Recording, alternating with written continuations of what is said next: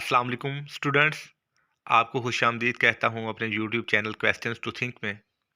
हम बात करने लगे हैं basically Allama Iqbal open university के कोर्स 8609 यानी एजुकेशनल फ़िलासफ़ी के हवाले से। और ये टोटल 6 वीडियोस होंगी और ये उसी पैटर्न पे हैं जिस पैटर्न पे आप ऑनलाइन अपनी क्लासेस को अटेंड करते हैं और समझने की कोशिश करते हैं। लेकिन इन वीडियोस में मैं चीज़ों को बहुत इजी करके एक्सप्लेन करने की कोशिश करूँगा, ज़्यादा डीप भी नहीं चीज़ों में जाऊँगा। मतलब ये है कि आप यहाँ से इसकी समरी को या इसके कॉन्सेप्ट को समझने की कोशिश कीजिएगा और मज़ीद जो डिटेल है वो ऑनलाइन सोर्स पर्सन से आप डिस्कस कीजिएगा और इसके अलावा बुक्स को भी आप रीड करें ताकि आपकी तैयारी बहुत अच्छी हो सके।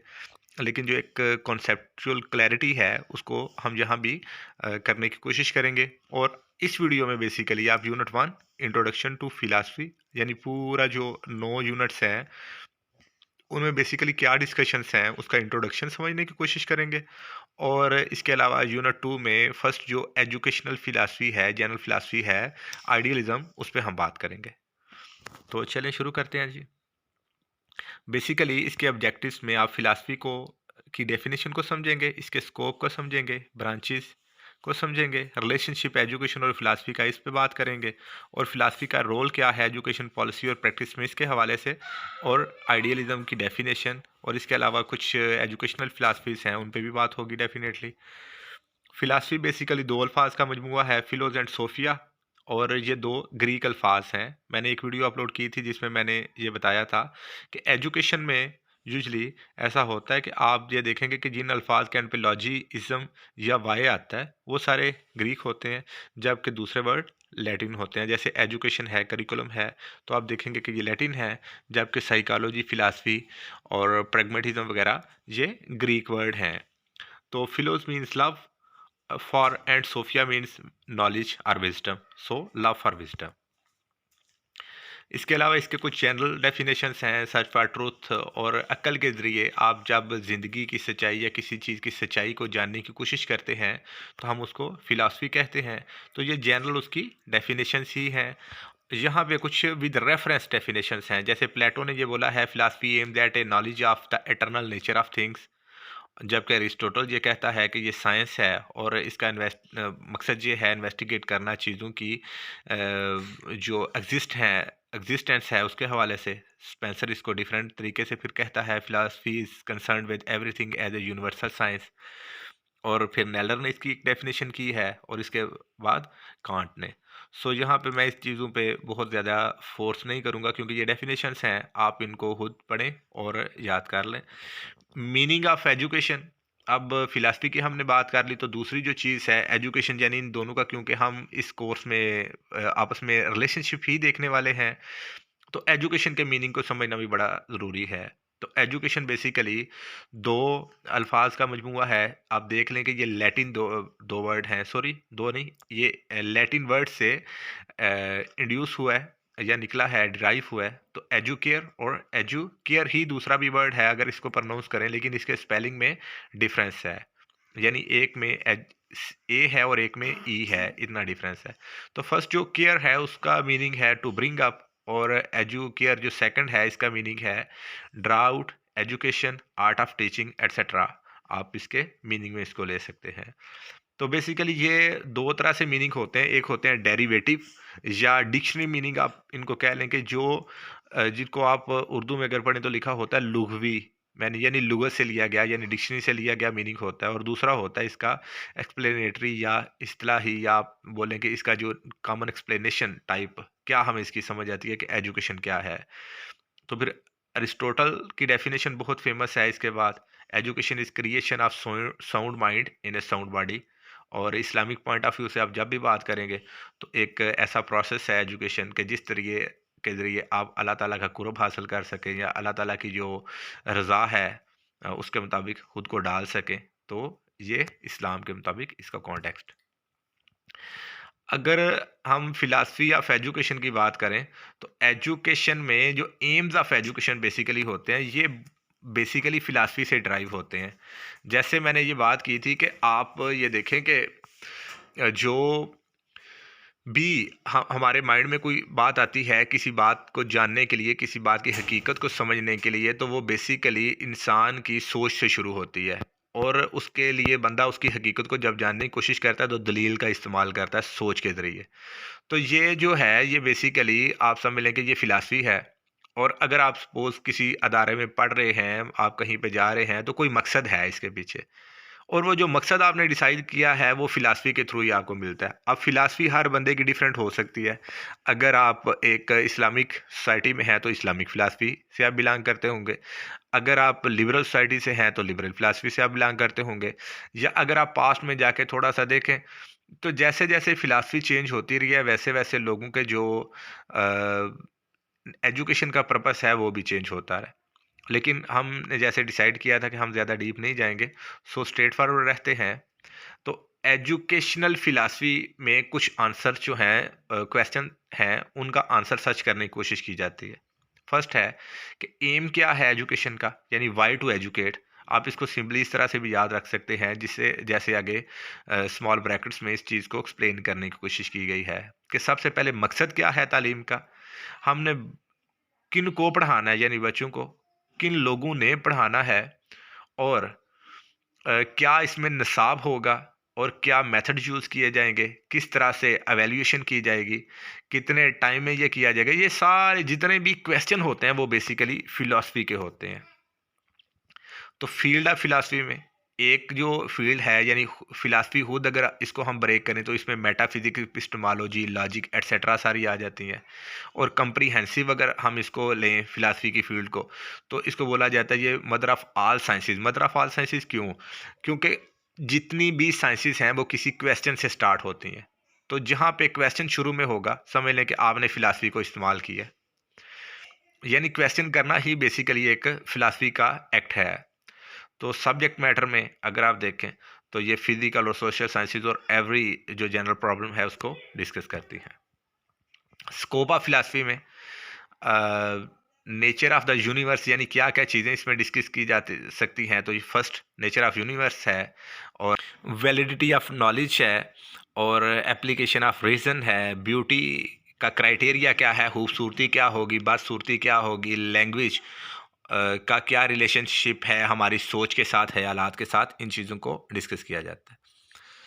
तो ब्रांचेस में अब जो टॉपिक है कंपैरेटिवली ज़्यादा इंटरेस्टिंग आपके लिए होगा, इसकी 3 ब्रांच हैं, मेटाफिज़िक्स, एपिस्टेमोलॉजी और एक्सियोलॉजी। तो इनको समझने के लिए नेक्स्ट भी बड़ी इंपॉर्टेंट स्लाइड है, यानी हम इसकी जो डिटेल है वो नेक्स्ट यहाँ से देखना शुरू करते हैं। मेटाफिज़िक्स से मुराद क्या होती है? Anything beyond physical nature of thing. मिसाल के तौर पे कोई आपके पास कुर्सी है, तो अगर आप ये बोलें कि हम कुर्सी को की जो सेंसेस के ज़रिए अगर हम उसको देखें तो ये मेटाफिज़िक्स नहीं है। लेकिन आप बोलें कि ये कितनी ज़्यादा अरसा ये यूज़ हो सकती है, या आप इसकी जो हिडन क्वालिटीज़ हैं उन पे अगर हम बात करें तो ये मेटाफिज़िक्स का टॉपिक है। यानी कोई भी जो चीज़ एग्जिस्ट करती है उसकी उन खूबियों पे बात करना जो उसकी खूबियाँ नज़र नहीं आती, जो फिजिकल एग्जिस्टेंस से बाहर हैं।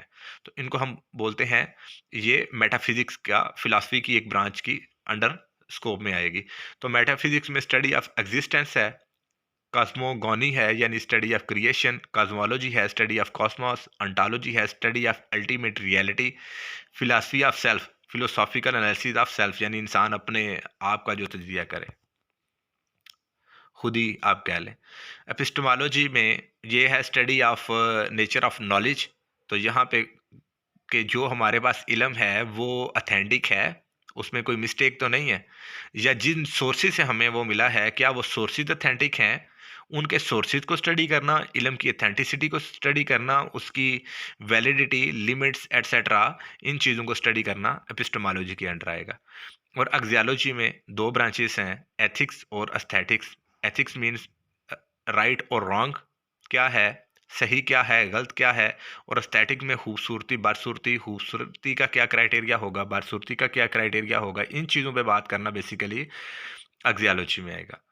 तो relationship of education and philosophy, तो जैसे मैंने पहले भी आपसे मैं बात कर रहा था कि जैसे जैसे फिलॉसफी चेंज होती है वैसे वैसे एजुकेशन की डेफिनेशन चेंज हो जाएगी। मिसाल के तौर पे अगर आप बहुत पास्ट में जाएं तो तब लोग क्या करते थे, वारफेयर का ज़्यादा था, और लोग लड़ाई जो है फिजिकल टाइप होती थी और जंगें वगैरह ज़्यादा होती थी, तो वहाँ पे एजुकेशन ये फोकस किया जाता था कि क्योंकि फिज़िकली इंसान को मजबूत होना चाहिए।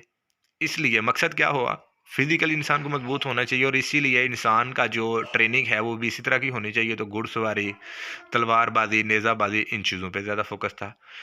With the passage of time Islam आया तो मॉरल कैरेक्टर बिल्डिंग और रिलीजन की बेस पे आप जो इंसानी इक़दार होती हैं उनको ज़्यादा फोकस किया गया। और अब जब मॉडर्न टाइम है, आप देखेंगे कि टेक्नोलॉजी और लाइफ स्किल बेस्ड एजुकेशन और लिटरेसी एटसेट्रा, इन चीज़ों पे फोकस है। तो आप देखेंगे कि फिज़िकल और वो दोनों जो चीज़ें हैं वो कंपैरेटिवली कम होती जा रही हैं और इस चीज़ पे ज़्यादा फोकस होता जा रहा है। मीन्स कि जैसे-जैसे कौमों की, नेशंस की फ़िलॉसफ़ी जो है वो तब्दील होती है, वैसे-वैसे लोगों की जो एजुकेशन का सिस्टम है वो भी तब्दील होता जाता है। तो इसके अलावा रास की एक डेफ़िनेशन बहुत फ़ेमस है या इनके रिलेशनशिप पे, कि वो कहता है कि philosophy and education are two sides of a coin. तो ये काफ़ी ज़्यादा फ़ेमस है। अब यहाँ पे चीज़ों को ज़्यादा एक्सप्लेन करने की बजाय हम नेक्स्ट मूव करते हैं। ये भी वही बात कि फ़िलॉसफ़ी, अब जब रिलेशनशिप, अगर पेपर में आपके क्वेश्चन आता है फ़िलॉसफ़ी और एजुकेशन का रिलेशनशिप बताएं, तो आपने एजुकेशन के एलिमेंट्स को लेना है और देखना है कि फ़िलॉसफ़ी यानी आपकी सोच या अकल जो है या दलील जो है वो किस तरह से उसको बेहतर करने में काम आती है। मिसाल के तौर पे एलिमेंट्स ऑफ एजुकेशन क्या है? एम्स ऑफ एजुकेशन है curriculum, text book, methods of teaching, discipline, teacher evaluation, ये सारे एलिमेंट्स ऑफ एजुकेशन है या कंपोनेंट्स ऑफ एजुकेशन। और हम देखेंगे कि एम्स ऑफ एजुकेशन में फ़िलॉसफ़ी क्या काम करती है। तो आप देखें, अगर आप अपनी अकली दलील को इस्तेमाल करें कि एक बंदा है, तो एक मेल है और एक फ़ीमेल, उसको क्या हम सेम टाइप की एजुकेशन देंगे? तो हम यहाँ पे अपनी अकली दलील को यूज़ करेंगे कि कौन से ऐसे सब्जेक्ट हैं जो दोनों को हम पढ़ा सकते हैं और कौन से ऐसे सब्जेक्ट हैं जो दोनों को हम नहीं पढ़ा सकते। तो पहला जो मकसद है बेसिकली कि हमने क्या इनको बनाना, हम क्या चाहते हैं, ये हमें फ़िलॉसफ़ी के थ्रू पता चलेगा। फिर करिकुलम, कि जो हम अदारे बनाएँगे वो कैसे होने चाहिए, सिस्टम वहाँ पे एजुकेशन सिस्टम कैसा होगा, टेक्स्ट बुक कैसी होंगी, हम पढ़ाएँगे क्या उनको सिमिलर वे में, डिसिप्लिन कैसा होना चाहिए। हर चीज़ का जो क्वेश्चन है यानी उसकी जो एप्लीकेशन है उस पे जब हम सोचेंगे तो हम फ़िलॉसफ़ी को इस्तेमाल कर रहे होंगे। जनरल फ़िलॉसफ़ीज़ और एजुकेशनल फ़िलॉसफ़ीज़, कंप्लीट जो आपका ये कोर्स है इसमें 2 ही ये मेन पोर्शन है। इनके अलावा थर्ड एक अलहदा मेजर पोर्शन भी है। और फर्स्ट जो है ये जनरल फ़िलॉसफ़ीज़ हैं, आइडियलिज़्म, रियलिज़्म, प्रैग्मैटिज़्म और एक्जिस्टेंशियलिज़्म। इसके बाद एजुकेशनल होंगी जिनमें पीरियनियलिज़्म, एसेंशियलिज़्म, प्रोग्रेसिविज़्म और रिकंस्ट्रक्शनिज़्म है। और इसके बाद ये जो फ़िलासफ़र हैं जिन्होंने ये फ़िलॉसफ़ीज़ दी या एजुकेशन सिस्टम पे काम करने की कोशिश की, उनका ज़िक्र है, उनकी स्टोरीज़ हैं। तो हम थोड़ा-थोड़ा इनको देखते जाते हैं। अभी ये क्योंकि ओवरव्यू है, इनकी जो डिटेल है वो बाद में आने वाली है। आइडियलिज़्म को प्लेटो ने दिया और इसकी फ़ेमस बुक का नाम है द रिपब्लिक। और ये कहता था कि जो है, जो परमानेंट रियलिटी है वो इंसान की रूह है। रियलिज़्म इसकी दूसरी साइड पे है। रियलिज़्म बेसिकली इसको अरिस्टोटल ने दिया जो कि प्लेटो का शागिर्द था और ये कहता था कि जो स्पिरिचुअल रियलिटी है वो अकल नहीं है या वो आइडिया नहीं है या सॉरी अल्टीमेट रियलिटी स्पिरिट नहीं है जो हमेशा से थी या हमेशा तक रहेगी, बल्कि मटेरियल वर्ल्ड है ये, मादी दुनिया। प्रैग्मेटिज्म फिलॉसफी मॉडर्न है, प्रैग्मा वर्ड से निकला है, जिसका मीनिंग है एक्शन या प्रैक्टिस। इसको इंट्रोड्यूस करवाया चार्ल्स सैंडर्स स्पियर्स ने, उसके बाद इस पे डिटेल में काम किया जॉन ड्यूई ने। और इस ये क्या कहते थे, ये कहते थे वही सच जो अल्टीमेट रियलिटी है वो तब्दीली है, यानी हर चीज़ तब्दीली के अमल से गुजर रही है।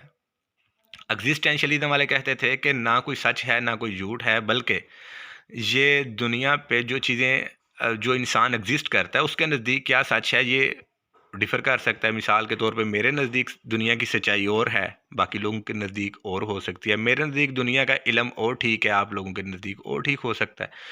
तो एग्जिस्टेंशियलिस्ट ये कहते हैं कि ये इंसान पे डिपेंड करता है। 4 educational philosophies, perennialism first philosophy, then essentialism, then progressivism, then reconstructionism. Perennialist ये कहते हैं कि वही नॉलेज ठीक है, बच्चों को हमें वही पढ़ाना चाहिए जो आज तक गलत साबित नहीं हुआ, यानी पुरानी कोई बुक्स हो सकती हैं। तो इन लोगों ने बेसिकली एक 100 ऐसी ग्रेट बुक्स को सर्च किया था रॉबर्ट हचिन्स ने। तो इन लोगों ने 100 एक इनके साथ मज़ीद भी ऑथर थे, तो उन लोगों ने 100 बुक्स को कलेक्ट किया और वो पढ़ानी शुरू की और बोला कि यही बुक्स हमें पढ़ानी चाहिए क्योंकि इनमें आज तक कोई गलती साबित नहीं हुई। एसेंशियलिस्ट ये कहते थे कि अगर गलती साबित नहीं भी हुई तो हमें ये कोशिश करनी चाहिए कि हम वो नॉलेज दें जो एसेंशियल है, जो बेहतर है, जो इफ़ेक्टिव है, जिसकी एफ़िशिएंसी है।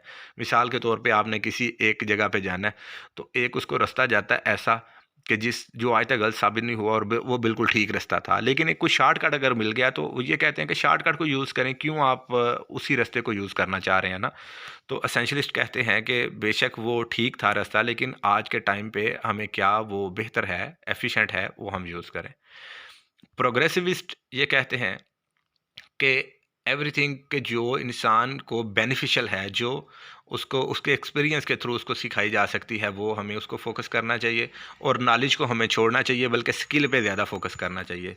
जबकि रिकंस्ट्रक्शनिस्ट कहते हैं कि ना नॉलेज को इतना फोकस करना चाहिए, ना स्किल को इतना फोकस करना चाहिए, बल्कि इंसान के अंदर इंसानी इक़दार को ज़्यादा फोकस करना चाहिए। इंसान के अंदर डेमोक्रेसी को हमें इम्पार्ट करना चाहिए ताकि लोग जो हैं वो खुदगर्ज़ ना हों, एक दूसरे की भलाई का ज़्यादा सोचें।